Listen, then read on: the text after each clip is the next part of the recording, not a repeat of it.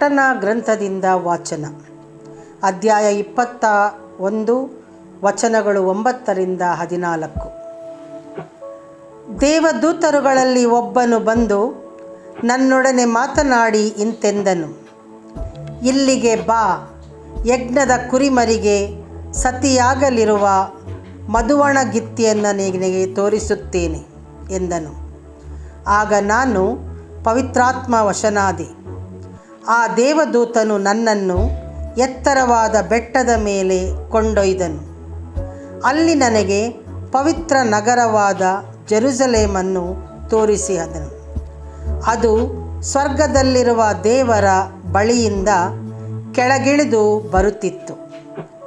ದೇವರ ತೇಜಸ್ವಿನಿಂದ ಕೂಡಿತ್ತು. ಅಮೂಲ್ಯ ರತ್ನದಂತೆ ಹೊಳೆಯುತ್ತಿತ್ತು. ಸ್ವಚ್ಛವಾದ ಸ್ಫಟಿಕದಂತೆ ಶುಭ್ರವಾಗಿತ್ತು. ಆ ನಗರದ ಸುತ್ತಲೂ ಎತ್ತರವಾದ ಕೋಟೆಯಿತ್ತು. ಅದಕ್ಕೆ 12 ಹೆಬ್ಬಾಗಿಲುಗಳಿದ್ದವು. ಆ ಬಾಗಿಲುಗಳಿಗೆ 12 ಮಂದಿ ದೇವದೂತರುಗಳು ಕಾವಲಿದ್ದರು. ಆ ಬಾಗಿಲುಗಳ ಮೇಲೆ ಇಸ್ರಾಯೇಲಿನ 12 ಕುಲಗಳ ಹೆಸರುಗಳನ್ನು ಬರೆದಿತ್ತು. ಪೂರ್ವ ದಿಕ್ಕಿನಲ್ಲಿ 3 ಬಾಗಿಲುಗಳು, ಉತ್ತರ ದಿಕ್ಕಿನಲ್ಲಿ 3 ಬಾಗಿಲುಗಳು, ದಕ್ಷಿಣ ದಿಕ್ಕಿನಲ್ಲಿ 3 ಬಾಗಿಲುಗಳು ಮತ್ತು ಪಶ್ಚಿಮ ದಿಕ್ಕಿನಲ್ಲಿ 3 ಬಾಗಿಲುಗಳು ಇದ್ದವು. ಆ ನಗರದ ಕೋಟೆಗೆ 12 ಅಸ್ತಿವಾರಗಳಿದ್ದವು. ಅವುಗಳ ಮೇಲೆ 12 ಹೆಸರುಗಳಿದ್ದವು.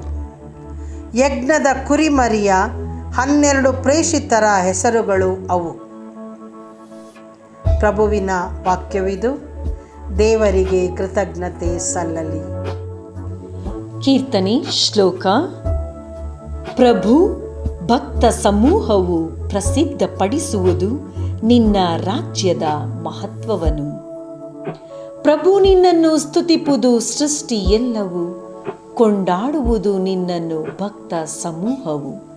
ಪ್ರಸಿದ್ಧಪಡಿಸುವರು ನಿನ್ನ ರಾಜ್ಯದ ಮಹತ್ವವನ್ನು, ವರ್ಣಿಸುವರವರು ನಿನ್ನ ಶಕ್ತಿ ಸಾಮರ್ಥ್ಯವನ್ನು. ಶ್ಲೋಕ. ಪ್ರಭು, ಭಕ್ತ ಸಮೂಹವು ಪ್ರಸಿದ್ಧಪಡಿಸುವುದು ನಿನ್ನ ರಾಜ್ಯದ ಮಹತ್ವವನ್ನು. ಅರಿವರಿಂತು ಜನರು ನಿನ್ನ ಶೂರ ಕಾರ್ಯಗಳನ್ನು, ಗ್ರಹಿಸುವರು ನಿನ್ನ ರಾಜ್ಯದ ಮಹಿಮೆ ಪ್ರಭಾವವನ್ನು.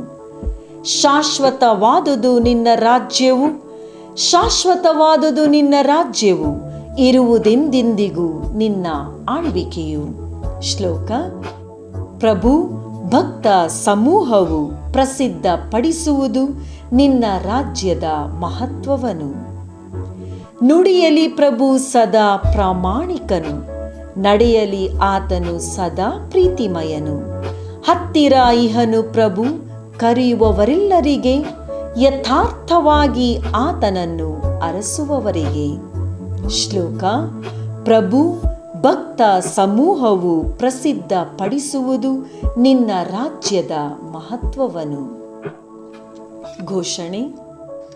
Hallelujah, hallelujah, hallelujah. ಗುರುದೇವಾ, ದೇವರ ಪುತ್ರ ನೀವೇ, ಇಸ್ರಾಯೇಲರ ಅರಸ ನೀವೇ. Hallelujah, hallelujah, hallelujah, hallelujah. ಸಂತ ಯೋಹಾನರು ಬರೆದ ಪವಿತ್ರ ಶುಭ ಸಂದೇಶದಿಂದ ವಾಚನ. ಅಧ್ಯಾಯ 1 ವಚನಗಳು 45-51. ಆ ಕಾಲದಲ್ಲಿ ಫಿಲಿಪ್ಪನು ನತಾನಿಯೇಲನನ್ನು ಕಂಡು, ಧರ್ಮಶಾಸ್ತ್ರದಲ್ಲಿ ಮೋಶೆ ಉಲ್ಲೇಖಿಸಿದ ಮತ್ತು ಪ್ರವಾದಿಗಳು ಪ್ರವಚನ ಮಾಡಿದ ವ್ಯಕ್ತಿಯು ನಮಗೆ ಸಿಕ್ಕಿದ್ದಾರೆ. ಇವರೇ ಜೋಸೆಫನ ಮಗನಾದ ನಜರೇತ್ ಊರಿನ ಯೇಸು ಎಂದು ಹೇಳಿದನು. ಅದಕ್ಕೆ ನತಾನಿಯೇಲನು, ಏನು, ನಜರೇತಿನಿಂದ ಒಳ್ಳೆಯದೇನಾದರೂ ಬರುವುದು ಉಂಟೆ ಎಂದು ಕೇಳಲು, ಬಂದು ನೀನೇ ನೋಡು ಎಂದು ಫಿಲಿಪ್ಪನು ಉತ್ತರ ಕೊಟ್ಟನು. ತಮ್ಮ ಬಳಿಗೆ ಬರುತ್ತಿದ್ದ ನತಾನಿಯೇಲನನ್ನು ಕಂಡು ಯೇಸು, ಇಗೋ ನೋಡಿ, ನಿಜವಾದ ಇಸ್ರೇಲನು, ಈತನಲ್ಲಿ ಕಪಟವಿಲ್ಲ ಎಂದು ನೋಡಿದರು.